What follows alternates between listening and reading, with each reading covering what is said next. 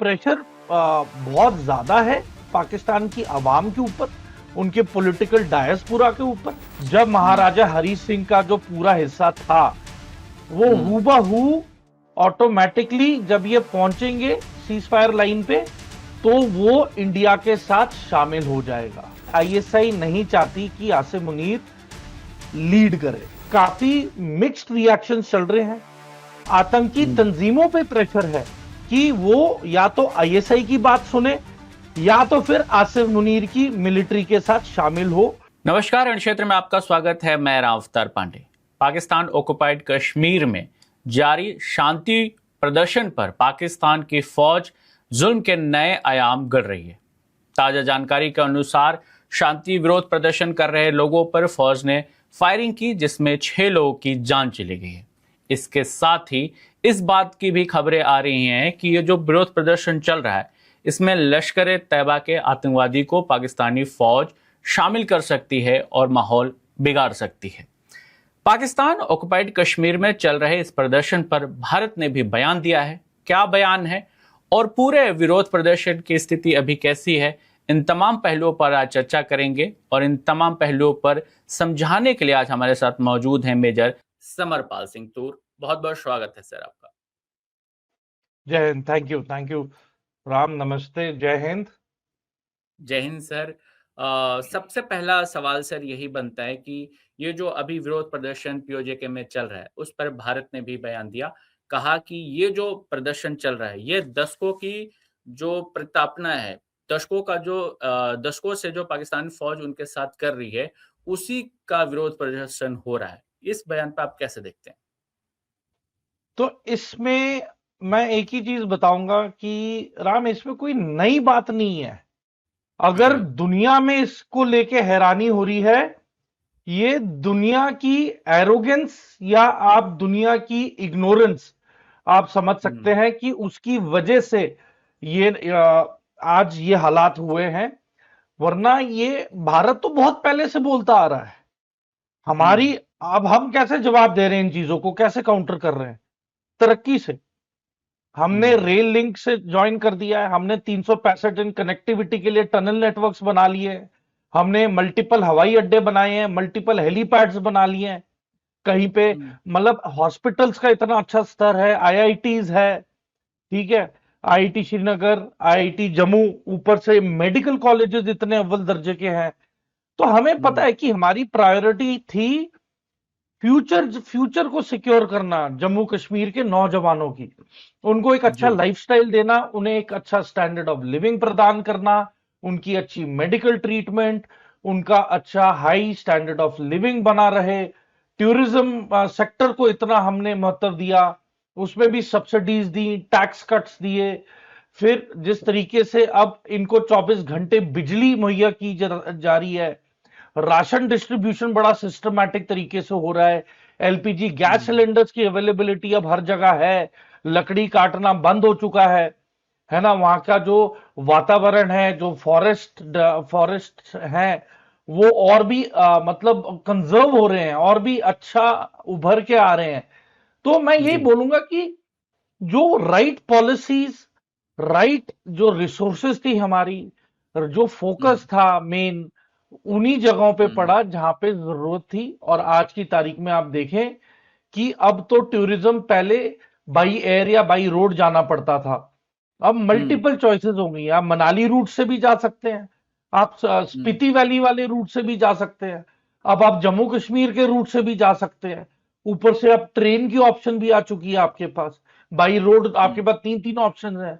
फिर अगर एयरपोर्ट है तो आपके पास 3 4 जगह पे अब एयरपोर्ट्स खुल गए हैं आपके, ठीक है।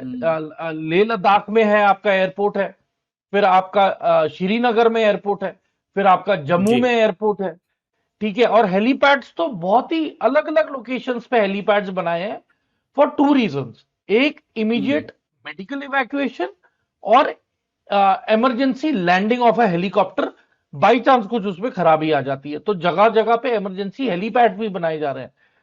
फिर लाइटिंग हर जगह, हाईवे की लाइटिंग्स हो गई है। तो देखें, हमने कोई, कहते हैं ना, we have not left any stone unturned.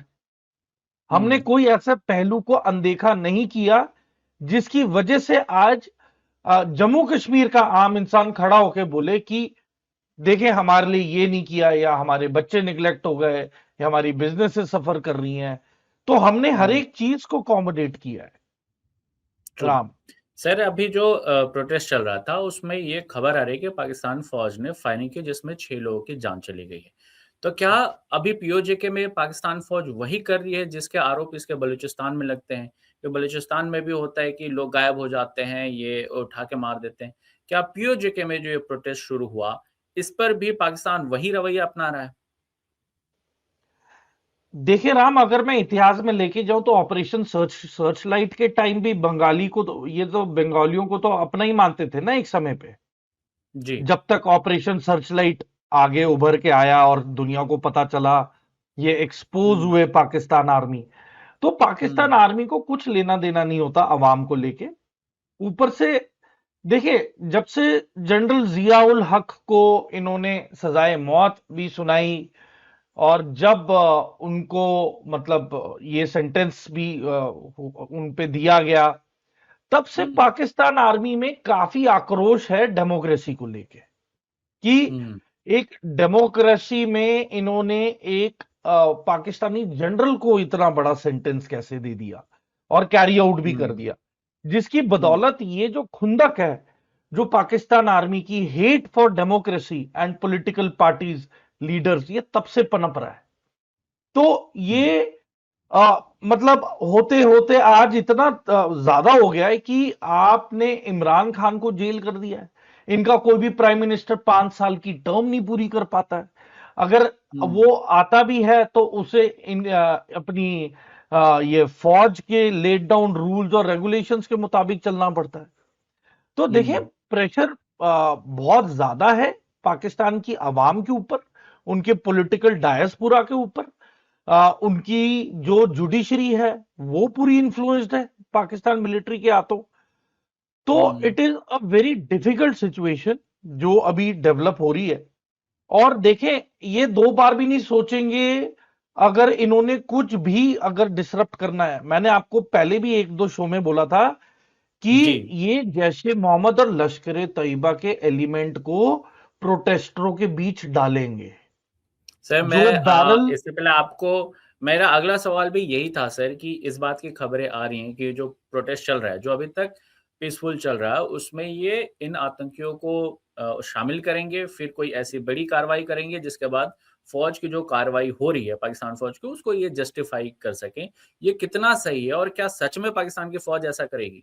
PoJK को एक गाजा का रूप दिया जा रहा है, जिसमें अब मतलब पाकिस्तान आर्मी को अब लगभग यहूदी फौज के साथ तुलना की जा रही है वहां के लोगों की।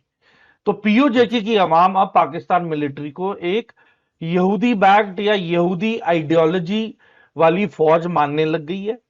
और जिस तरीके से टैंक उतर रहे हैं सड़कों पे, जिस तरीके से लोगों को मारा जा रहा है हथियारों से, और जिस तरीके से मैनिपुलेटिव तरीके से ये इन्होंने लश्कर तैयबा, जैश ए मोहम्मद और हिजबुल मुजाहिदीन के जो आतंकवादी हैं उनको इन्फिल्ट्रेट करा दिया है इन प्रोटेस्टर्स की ग्रुप में आम कपड़ों में।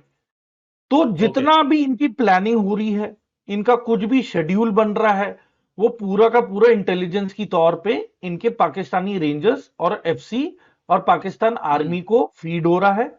इनको मिनट मिनट भर की खबर मिल रही है कि ये पीओजेके के जो प्रोटेस्ट हैं, इनके लीडर्स अब अगले दिन क्या करने वाले हैं, कुछ घंटों बाद क्या करने वाले हैं। तो देखें, अंदर ही अंदर काफी लोगों के आपस में कम विश्वास वाला स्तर रह गया है, एक दूसरे पे भी भरोसा नहीं कर पा रहे हैं। इसलिए ये उतावले हैं कि इनके पास ना राशन है, ना बिजली है। स्कूल, यूनिवर्सिटी, कॉलेज वैसी बिजली ना होने की वजह से आधे डिसफंक्शनल थे, और अब ये प्रोटेस्ट की वजह से वैसे ही बंद हो चुके हैं। ठीक है। और जो भी प्रोटेस्टर इंजर हो रहा है ये प्रोटेस्ट्स में, इनको अस्पतालों से गायब कर रही है पाकिस्तान आर्मी, एफसी और रेंजर्स। तो देखिए, बहुत ही दहशत का माहौल है, और इन्हें मजबूरन करता क्या नहीं, मतलब मरता क्या नहीं करता, अब ये जी। सीज फायर लाइन की ओर आ रहे हैं ताकि इनकी आखिरी उम्मीद जो है हम्म। इंडियन आर्मी इनको रेस्क्यू करेगी। ये जो बुचर्स ऑफ पीओजेके है, मैं तो ये हम्म। नई टर्म करूंगा कि बुचर जो मतलब है वो है पाकिस्तान मिलिट्री, जो अब हम्म। ये मुकाम पे आ रही है कि जो पीओजेके की आवाम है इसको मारा जाए। तो हम्म। ये जो बुचर्स हैं ये तो इनको अब काउंटर करने के लिए इनके पास आखिरी उम्मीद और विकल्प बचा है दुनिया में, वो है पाकिस्तान, ये वो है इंडियन आर्मी।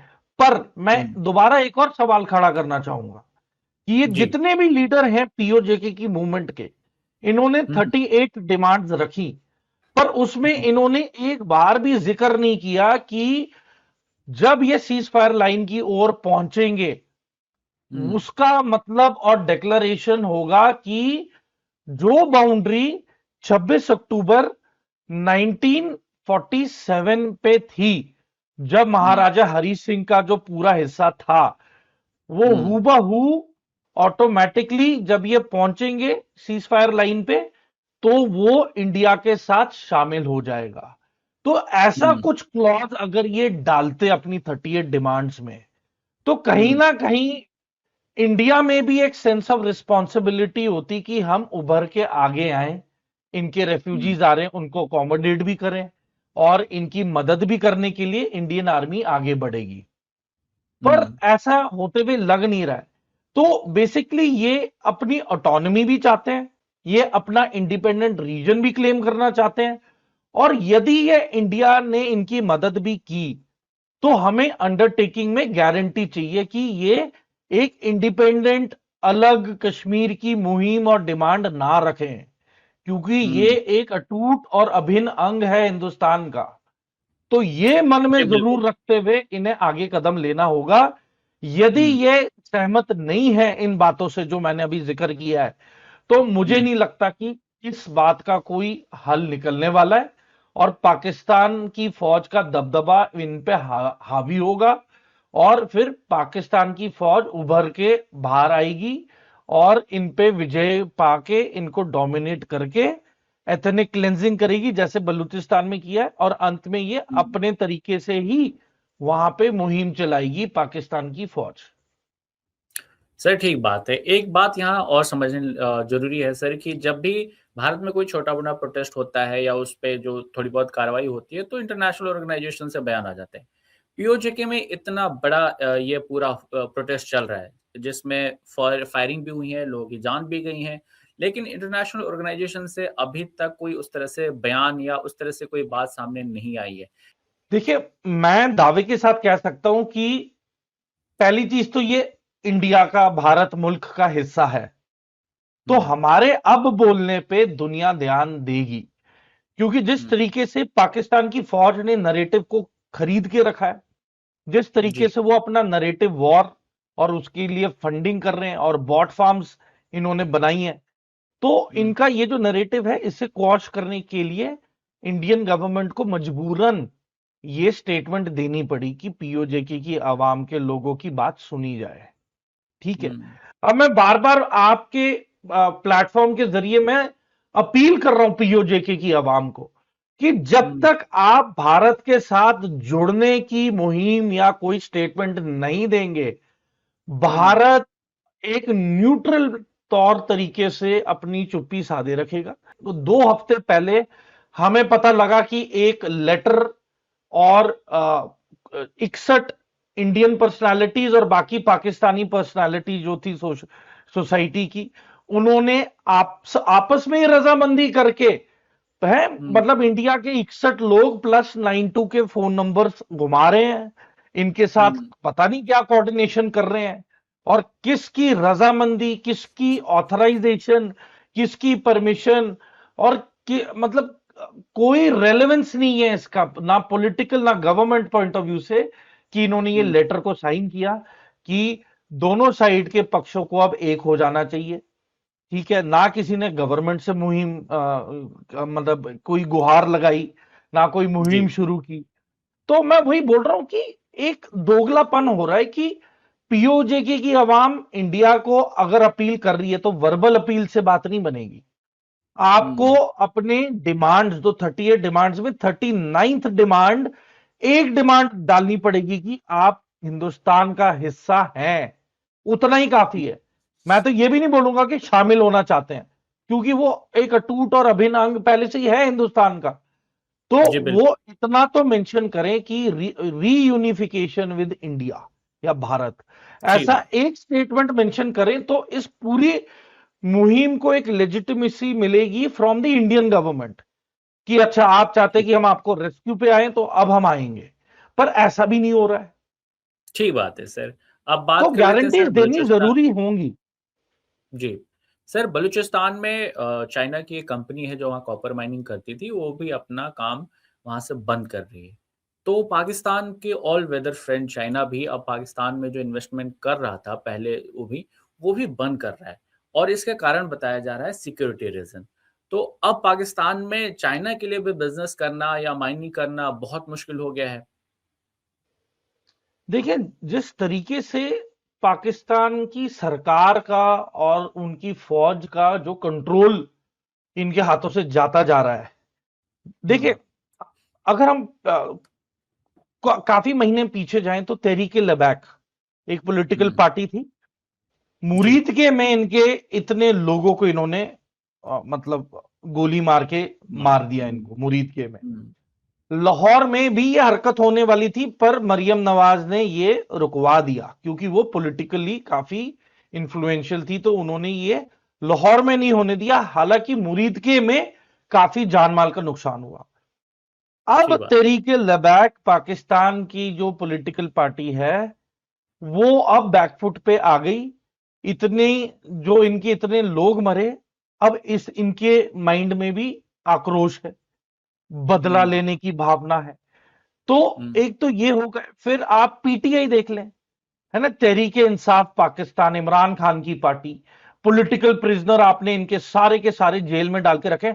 हालांकि मैं ये नहीं बोल रहा हूं कि पीटीआई के भी लोग अच्छे हैं, इनमें भी हुँ, काफी लोग हैं जो भारत के खिलाफ जहर उगलते हैं। पर मैं ये हुँ, कह रहा हूं कि मेजॉरिटी ऑफ द जो लोग हैं, the top political uh, brass of PTI, वो काफी हद तक इंडियन मॉडल फॉलो करना चाहता था, जिसमें वो इंडिपेंडेंट पॉलिसी बनाए, रशिया के साथ रिश्ते बनाए, जो कि हुँ, अमेरिका को मंजूर नहीं था। तो ठीक अमेरिका बात। और पाकिस्तान की आईएसआई और मिलिट्री की मिली भगत से इमरान खान को ओवरथ्रो करके इमरान खान को जेल में डाला, पीटीआई को साइड किया। हुँ, ठीक है, और जिस कारण इनका एक अखबार भी था जिसने हुँ, खुलासा किया, ये जो हुँ, अमेरिकन ऑफिशियल्स, आईएसआई के officials, Pakistan embassy in USA के ऑफिशियल्स, और फिर पाकिस्तान मिलिट्री का top brass including Asim Munir और हुँ, आईएसआई, इन सब की मिली भगत थी कि ये इमरान खान को साइड करें। हालांकि आईएसआई इस पक्ष में नहीं थी। हुँ, आईएसआई कह रही थी कि स्टेबिलिटी चाहिए, पर आसिम मुनीर और इमरान खान के रिश्ते ऑल टाइम लो थे, वो ठीक से नहीं चल रहे थे, जिसकी वजह से आसिम मुनीर ने पहले डीजी आईएसआई उमर फयाज को उम्र कैद दिलवाई कोर्ट मार्शल के बाद, और अब आईएसआई को भी साइडलाइन कर दिया गया, जिसकी वजह से अब उनकी फंडिंग पे भी फर्क पड़ गया है, उनके anti terror operations against India पे भी फर्क पड़ गया है।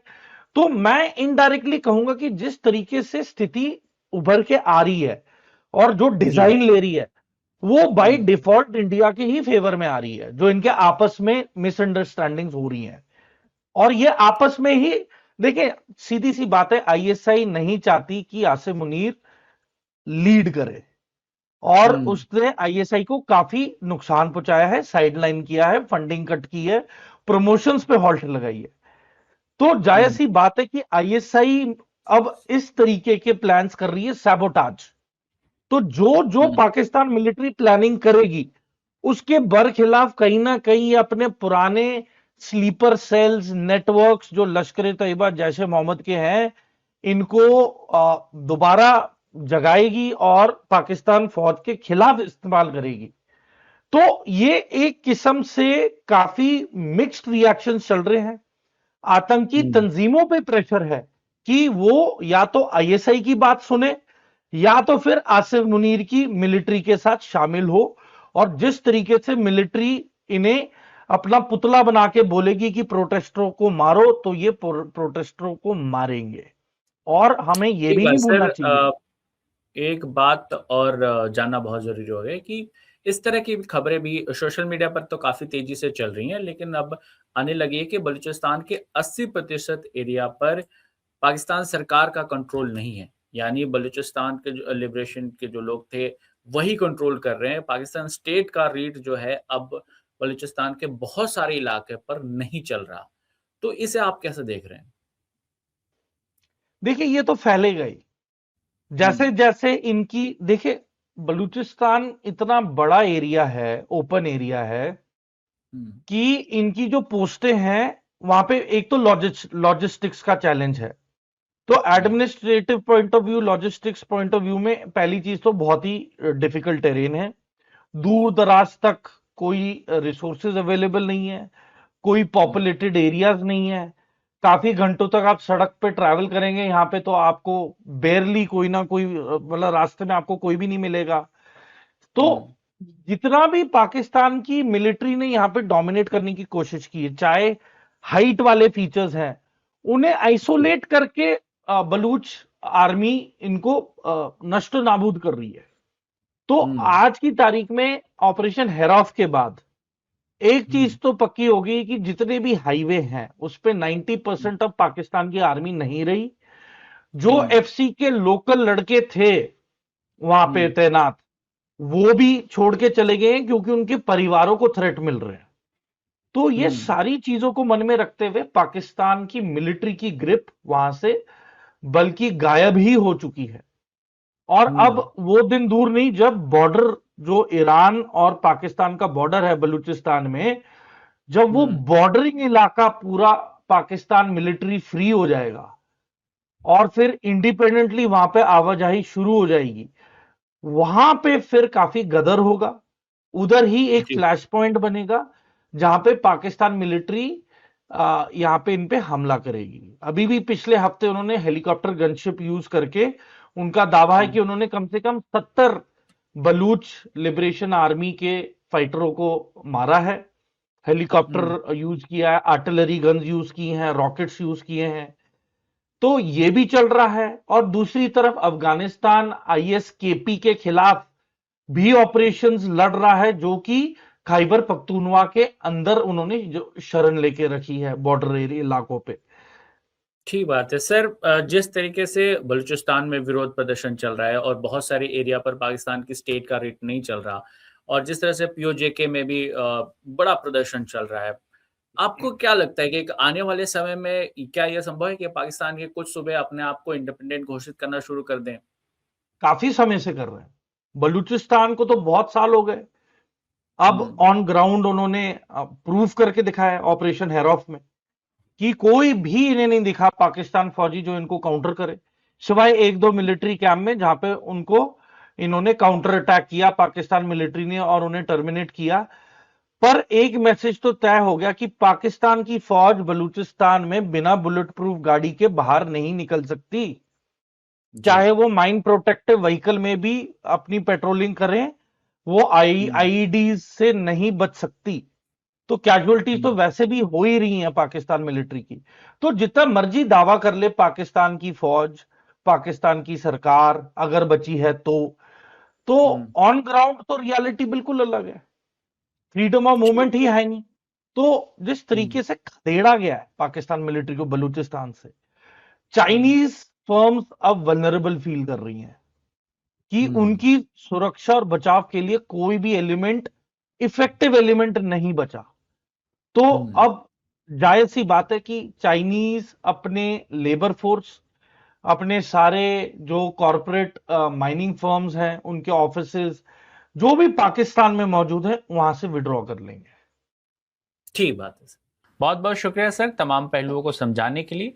आपको ये वीडियो कैसी लगी कमेंट बॉक्स में ज़रूर बताएँ। इसके साथ ही वीडियो को लाइक और शेयर करना बिल्कुल ना भूलें।